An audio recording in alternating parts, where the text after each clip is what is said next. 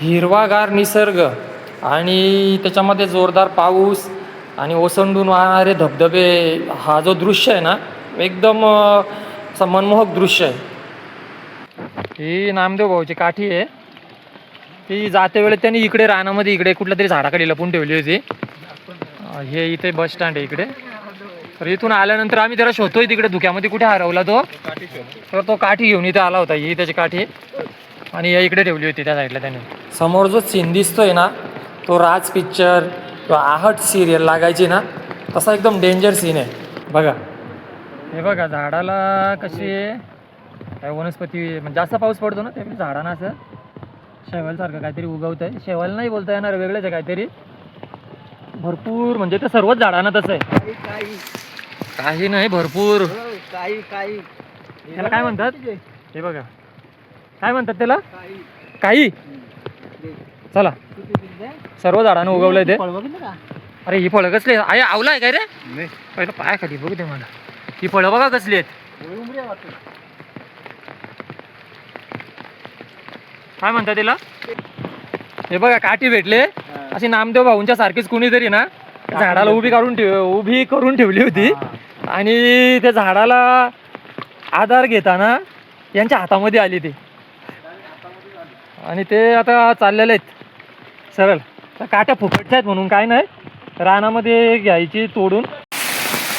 हे बघा नामदेव भाऊ आपल्या धबधब्याच्या थंड पाण्यामध्ये केली धुवून घेतोय.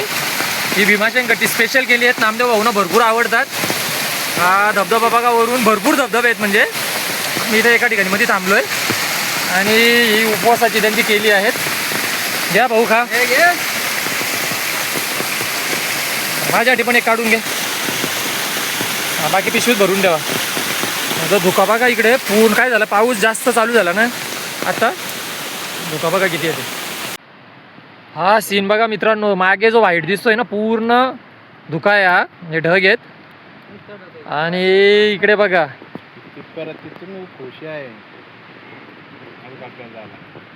ह्या हा इकडून उतरायचे ना, समोर हे आपल्याला धबधबे दिसतात आणि ही जी गळी दिसते ना म्हणजे दरी, या दरीतून उतरायची आपल्याला इकडे खाली.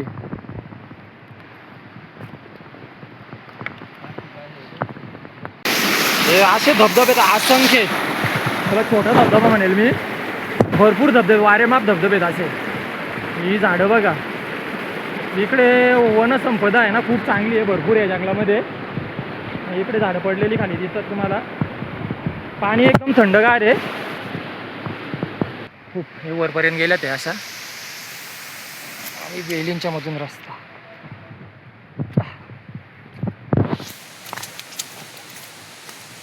हा जो झाड दिसतोय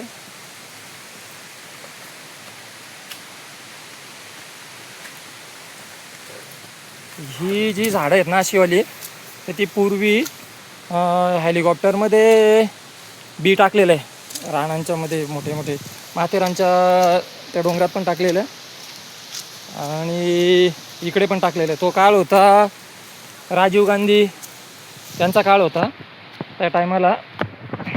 कारण की आनंदवाडीचे ते एक माणूस होते, ते त्या हेलिकॉप्टरमध्ये बसले होते ज्यावेळेस माथेरानच्या त्या डोंगरामध्ये बी टाकला होता. असंच इकडे पण टाकलं होतं या डोंगरामध्ये पण. त्यावेळी ती अशी वेगवेगळी झाडं उगवलेली आहेत. तर या सर्व दगडी वर आल्यात बघा. पाऊस भरपूर पडतो आणि त्याच्यानंतर काय होतात, मातीची धूप होते आणि मग ह्या झाडांच्या मुळ्या पण वर येतात. दगडी सगळीकडे दगडीच दगडी, पूर्ण रस्त्यामध्ये दगडी आहेत. हे बघा पडून असतं.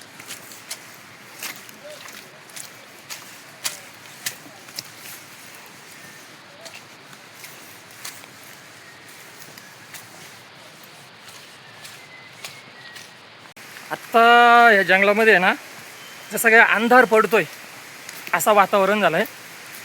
जवळजवळ आता 1 वाजत आला असेल, 1 वाजून पण गेला असेल दुपारचा. आणि आपण बघू शकता इकडे कसं ढग पण आहेत आणि झाडं भरपूर आहेत ना. वरती डोंगरावरती ढग आहेत आणि झाडं भरपूर आहेत, त्याच्यामुळे इकडे जास्त प्रकाश नाही आहे डोंगरामध्ये. या झाडं बघा किती आहेत माझ्या मागे.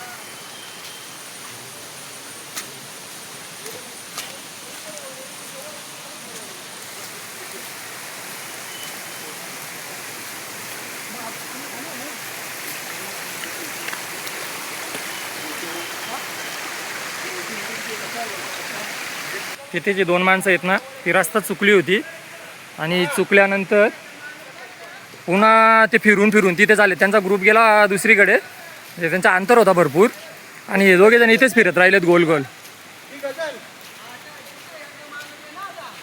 आता नामदेव भाऊ सांगतो याला दिसली होती त्यांच्या ग्रुपमधली माणसं. हा ते वरती ते तिकडे वर जाऊन डाव्या साईडने जाऊन पुन्हा इकडे खाली फिरून आलेत.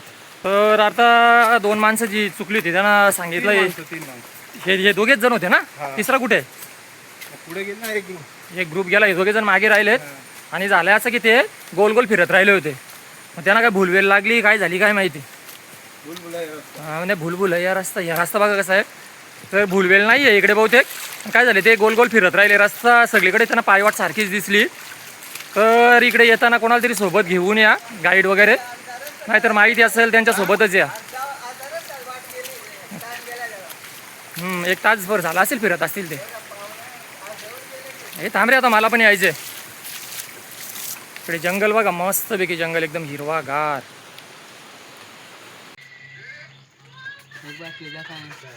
आता आपण थांबलोय मध्ये, म्हणजे आता 1 तास झाला आपण उतरलोय आणि मध्ये थांबलोय आपण एका भाऊच्या झोपडीमध्ये. इथे आता नामदेव भाऊला प्यायचे चहा, त्याचा उपवास आहे ना. तर इथे भाऊकडे आहे काकडी, बिस्किटं, नमकीन पण ठेवलं आहे थोडंसं आणि पाण्याच्या बाटल्या पण आहेत. दादा गाव कुठलं रे तुझं? मोमलवाडीचं का? हां ते आम्ही गेलो औषध आणायला. हां तिथे भरपूर फेऱ्या मारल्यात मी.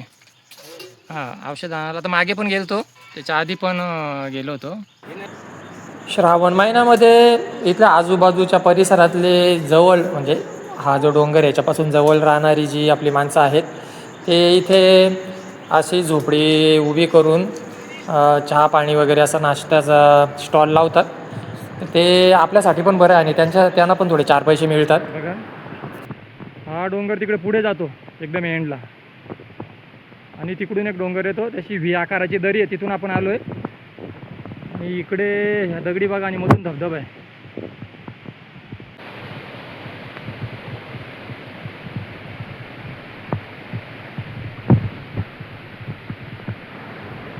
थंडगार पाणी आहे धबधब्यांचा, सारखा इथे गार वारा पण आहे, पाऊस आहे, त्याच्यामुळे पाणी एकदम चिल्ड आहे.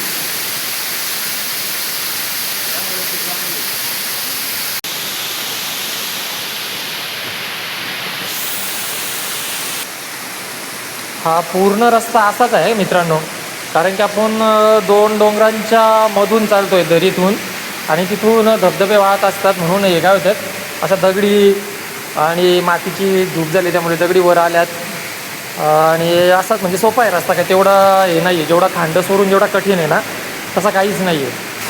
हा कडा बघा इकडे, हा पूर्ण इकडे पुढेपर्यंत आहे आणि दोन्ही डोंगरांच्या मधून ही दरी आणि तिथून धबधबा वाहते सर्व आहे.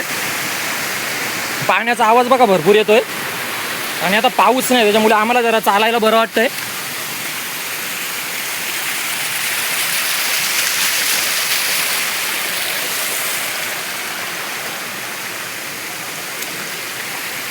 हा झाड बघा, याची फांदी वरून मोडलाय. हा झाड आहे ना तिथून मोडलाय, तिथून त्याच्या 2 शाखा होत्या, ती पूर्ण एक एवढी मोठी त्याची फांदी तिथून पडलेली आहे. त्याच्या खालून असं जावं लागतं घुसून. बघा कसं आता खतरनाक रस्ता, खाली बसून जायला लागतंय.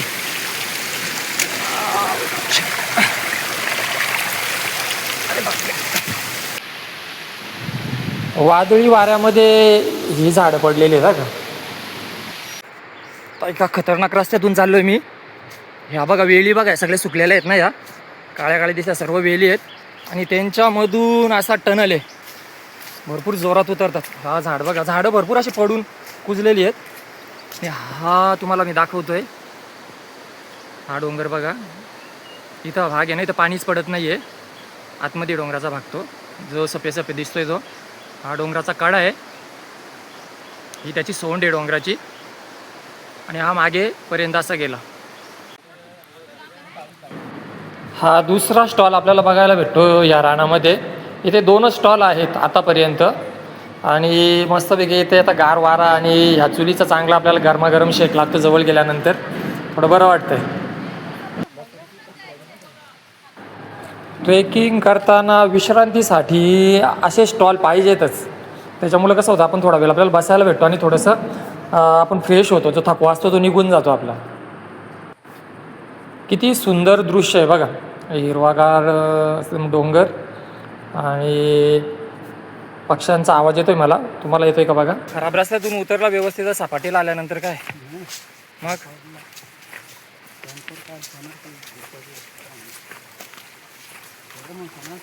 आता ऊन पडलाय बघा मस्तपैकी. पूर्ण खाली उतरलो आम्ही आणि आता गाडी जिथे लावली तिथे जातोय. आणि तिकडून मागे वळून बघितलं तर मला असं मस्तपैकी धबधबे आणि हिरवा डोंगर दिसलाय. तर दृश्य बघा किती छान येतो. तिथून तो स्टॉप करातून वरती जायला.